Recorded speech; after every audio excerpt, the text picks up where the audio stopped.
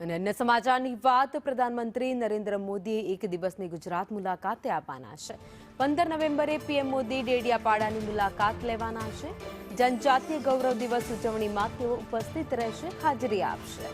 બિરસા મુંડાની 150મી જન્મ જયંતિ નિમિત્તે ભવ્ય કાર્યક્રમનું આયોજન થવાનું છે, જેમાં પ્રધાનમંત્રી નરેન્દ્ર મોદી હાજરી આપવાના છે। 8,400 કરોડના વિકાસ કામનું લોકાર્પણ અને ખાતમુહૂર્ત પણ કરશે। મુખ્યમંત્રી ભૂપેન્દ્ર પટેલ પણ આ કાર્યક્રમમાં હાજર રહેશે।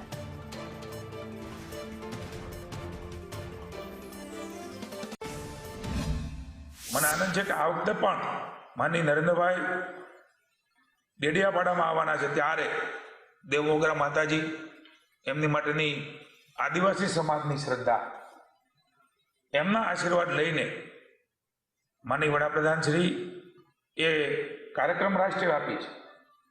રાજ્યમાં પણ અલગ અલગ તાલુકાઓ જે છે ત્યાં પણ મંત્રીશ્રીઓ જવાના છે। દેશ આખામાં આ કાર્યક્રમ એ લાઈવ થવાનો છે।